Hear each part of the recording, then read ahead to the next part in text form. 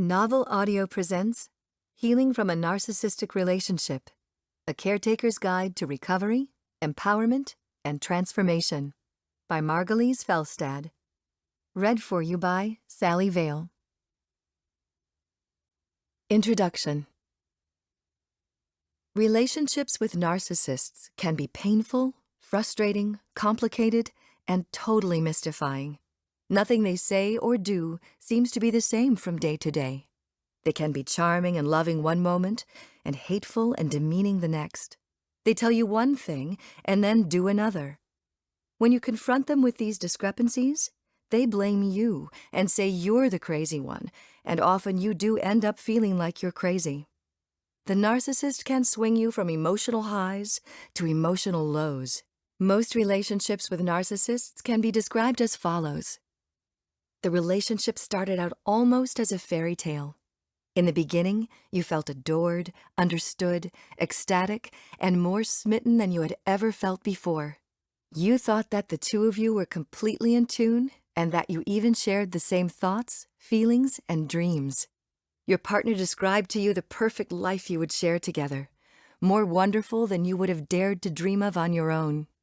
You felt a oneness. The relationship progressed very quickly, and within days, you were deeply and irrevocably in love. The narcissist told you this was the perfect relationship, and you committed yourself entirely. But something changed after that. It may have been almost instantly, or may have taken a few months or longer. Your oneness didn't seem to be there anymore. Your loved one became controlling, selfish, angry, blaming, and self-justifying. You no longer felt understood, and your needs seemed to be discounted and even mocked.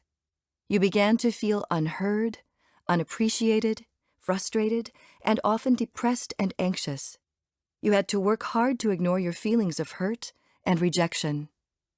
You tried to talk about your feelings and needs, only to be treated as if your requests were silly, unimportant, or just plain foolish. You ended up wondering what was wrong with you. What had you done to make your loved one so distant and indifferent? You kept trying. You made accommodations. You gave more love and attention. You gave in to keep the peace.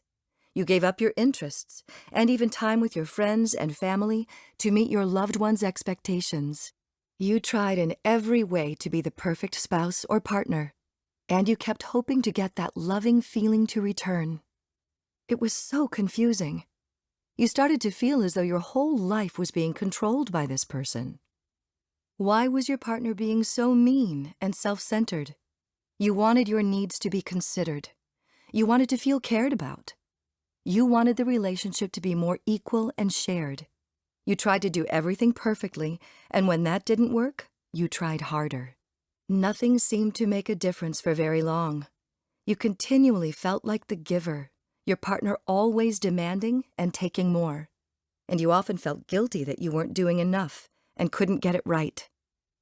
The longer you're in a relationship with someone so self-centered and self-absorbed, the more you feel drained, disappointed, and hurt. His selfishness pushes you away, but something inside of you keeps hoping things will change and he'll again be the person you know he can be, the funny, smart, caring person you first met, but who now seems to be buried most of the time. Along the way, you saw hopeful signs. Your partner would suddenly be just as sweet and loving and attentive as you remembered. You felt that surge of happiness and relief that things were going to be all right after all. But all too quickly, he switched back into anger and blame, ignoring and criticizing you when everything didn't go perfectly. Through all of this, you kept hoping things would work out. And you kept working hard to be loving and kind to prove how much you wanted to make the relationship succeed. Then one day your loved one announces that the relationship just is not working. It's no longer fulfilling or exciting. You're too negative and needy. You're boring and uninteresting. What? You are shocked and wonder if he's kidding you. You tried all this time to be as perfect, loving, accommodating, and giving as humanly possible, and that wasn't enough? You discounted your own needs and wants to make the relationship work, and even that wasn't sufficient. You denied your own feelings of dissatisfaction and kept trying to be positive and optimistic. Now he says it's your fault. You didn't give enough, or you complained too much, or you weren't interesting enough, or sexy enough, or whatever enough. You've just been dumped by a narcissist. Over my 30-plus years of working as a marriage and family therapist, I have witnessed many such scenarios, and I, too, was once dumped by a narcissist. The experience is mind-numbing and devastating. Over the years, it has been my purpose to comfort and heal the family members who are negatively affected by a loved one with narcissistic personality disorder. So many people, including therapists, try to figure out why narcissists do what they do, and there are hundreds of books on that subject. I wrote my first book, Stop Caretaking the Borderline or Narcissist, because there was little written for people who found themselves enmeshed in a relationship with a narcissist or borderline person.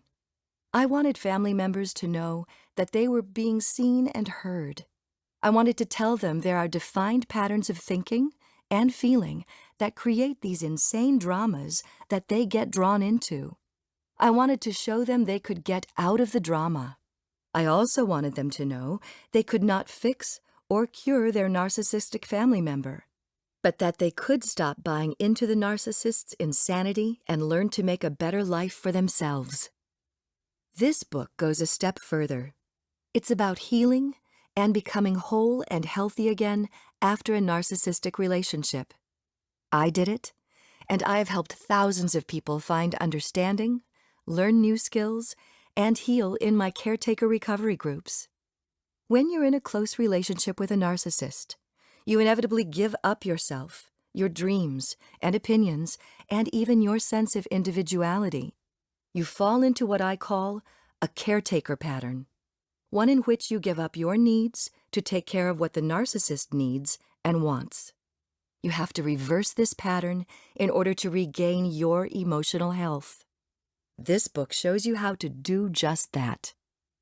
Recovering from a narcissistic relationship can take a lot longer than getting over the end of a typical relationship because you've been on high alert, hypervigilant, and attuned to his every expectation or reaction. It will take some time for your stress hormones to become normal again. You may find that you feel exhausted and have to regain your strength. Most of all, you'll need to rebuild your sense of self and self-worth. No one gets out of a relationship with a narcissist unscathed. If you feel confused and mystified, then this book will help you see things more clearly. If your self-esteem is in shambles, it will show you how to heal your wounds and regain your strength. If you wonder why all this happened, you'll find information and understanding. If your self-confidence has evaporated, you'll find encouragement. If you don't know where you're going from here, this book will give you direction. If you have been through this same kind of relationship before, now is the time to break the pattern of taking care of others while ignoring and giving up yourself. Out of this experience, you can learn better self-care and self-love. You can heal and recover your strength. You can break out of the self-sacrificing caretaker pattern forever and become more resilient than you ever were before. You may even find a new purpose and energy, and maybe even a new you. It is never too late to choose again, begin again, and make a better life for yourself.